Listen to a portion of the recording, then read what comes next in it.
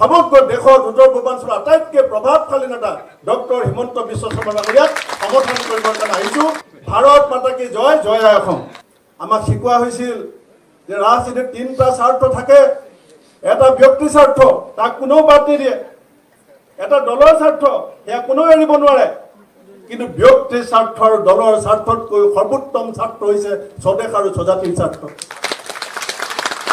আৰু মোৰ জীৱনৰ ৫৬ বছৰ পাৰ হ'ল। আজি মোৰ হাতত যিমান সময় আছে সেইখিনি সময় বিজেপি দলে মোক কৈছে যে আপুনি আজিৰ পৰা এজন কাৰ্যকৰ্তা।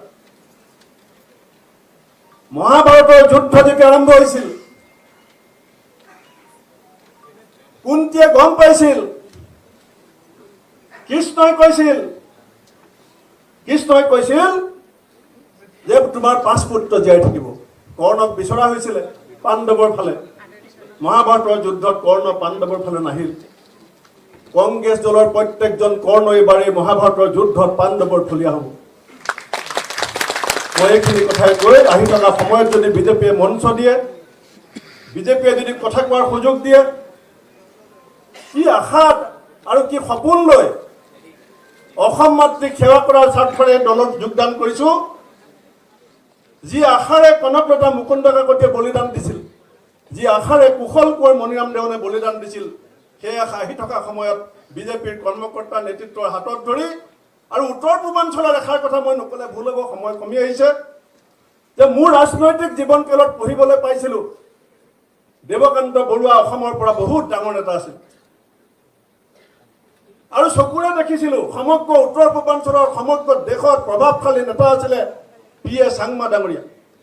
আৰু সাম্প্ৰতিক আমাৰ সময়ছোৱাত সমগ্ৰ দেশত উত্তৰ পূৰ্বাঞ্চলৰ আটাইতকৈ প্ৰভাৱশালী নেতা ডক্টৰ হিমন্ত বিশ্ব শৰ্মা ডাঙৰীয়াক সমৰ্থন কৰিবৰ কাৰণে আহিছোঁ। এইখিনিকে কৈ মোৰ বক্তব্য সামৰিছোঁ। মই আগতে বন্দে মাতৰম জয় অসম বুলি কওঁ, সেইকাৰণে মই অকণ থমকি গৈছোঁ। ভাৰত মাতা কি জয়, জয় আই অসম। কবিয়ে লিখিছিল যে মোৰ এই হিয়াখনি জেতুকা পাতৰ দৰে সেউজীয়া বননিৰ বৰণেৰে ঢকা, অন্তৰ জ্বলোৱা ছবি অতীতৰ স্মৃতি লৈ বুকুৰ তেজেৰে আছে অন্তৰতে কথা। মই এনেকুৱা আশাৰে পদত্যাগ কৰা নাছিলোঁ যে মই বিজেপি দলত যোগদান কৰিম। মই পদত্যাগ পত্ৰ দিছিলোঁ, মই আশা কৰিছিলোঁ যে মোৰ দলটোত নিৰ্মোহ আত্মসমালোচনা হ'ব, আত্মশুদ্ধিৰ এক সিদ্ধান্ত হ'ব, আৰু মোৰ দলৰ নেতাই মোক বুজনি দিব, মোক প্ৰতিশ্ৰুতি দিব যে ভৱিষ্যতৰ দিনত যিটো আশা আৰু সপোন লৈ তুমি কংগ্ৰেছলৈ আহিছিলা, সেই বাটটো মসৃণ ৰূপে তোমাক আগবাঢ়ি যাবলৈ যোগ দিয়া হ'ব। কিন্তু যেতিয়া মোৰ নেতাৰ লগত কথা হ'ল, তেতিয়া মই দীঘলীয়া কথা ক'বলৈ সময় নাই, আধা ঘণ্টা কথা হ'ল। ৰাজ্যিক নেতৃত্ব আহি মোৰ ঘৰত পালেহি, সকলোৰ লগত প্ৰায় 3 ঘণ্টা কথা হ'ল। কেন্দ্ৰীয় নেতাৰ সৈতে আধা ঘণ্টা কথা হ'ল। শেষত মই ক'লোঁ যে ছাৰ, কংগ্ৰেছ দলৰ নীতিয়ে জাতীয় স্বাভিমানত আঘাত দিছে। মই আপোনাক মাজুলী সত্ৰলৈ নিওঁতে ধুতি পিন্ধাই পেলাই গামোচা আৰু চেলেং চাদৰ দি নিছিলোঁ। আজি মোৰ দলৰ নেতাই মাজুলী সত্ৰত পায়জামা পিন্ধি কেনেকৈ প্ৰৱেশ কৰিব? মই এই কথা ৰাহুল গান্ধী ডাঙৰীয়াক টেলিফোনত কৈছিলোঁ। তেতিয়া তেখেতে কৈছে তুমিও হিউমিলেট হৈছা, ময়ো হিউমিলেট হৈছোঁ। তেতিয়া মই গম পালোঁ যে তাৰ মানে মই হিউমিলেট হৈ থাকিব লাগিব। মই মোৰ মন আৰু মগজুত এক প্ৰচণ্ড ধুমুহাই তাণ্ডৱ কৰিছিল যে এফালে মোৰ আদৰ্শ, মোৰ ককা দেউতাৰ দিনৰ পৰা আদৰ্শ। 1926 চনৰ পাণ্ডু অধিৱেশনত দেশভক্ত তৰুণৰাম ফুকন ডাঙৰীয়াৰ এখন পত্ৰৰ আধাৰত নগাঁৱৰ জুৰিয়াৰ পৰা মোহৰ গাড়ীৰে মোৰ ককা দেউতাই গামোচা আনি পাণ্ডু অধিৱেশনৰ পেণ্ডেলৰ চন্দ্ৰতা বনাই দিছিল।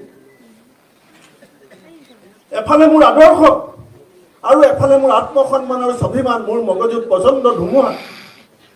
হঠাৎ মোক সাংবাদিকে ক'লে যে মুখ্যমন্ত্ৰী আপোনাৰ ঘৰলৈ আহিম বুলি কৈছে। আগতেও মুখ্যমন্ত্ৰীয়ে বহুত কথা কয়, মই সেই কথাটো তেনেকুৱা সাধাৰণ ঘটনা বুলি লৈছিলোঁ। কিন্তু মোক মুখ্যমন্ত্ৰী কাৰ্যালয়ৰ পৰা এজন বিষয়াই যোগাযোগ কৰিলে, অসমৰ এজন জ্যেষ্ঠ সাংবাদিকে টেলিফোনত কথা পাতিলে, ক'লে সন্ধ্যা 6:30 বজাত মুখ্যমন্ত্ৰী আপোনাৰ ঘৰলৈ যাব। বহুতে ভাবিছিল ভূপেন বৰাই ঢেৰ স্বত্ব দিব, ভূপেন বৰাই ঢেৰ কণ্ডিশ্যন দিব, ৰাজনৈতিক ব্যক্তিগত জীৱন সুৰক্ষিত কৰিব। মই সমগ্ৰ অসমবাসী ৰাইজক সাক্ষী কৰি মই ইয়াৰ পৰা এষাৰ কথাই কৈছোঁ, মই ৰাজনীতিৰ যি আদিপাঠ লৈ পেলাই ৰাজনীতি কৰিবলৈ আহিছিলোঁ,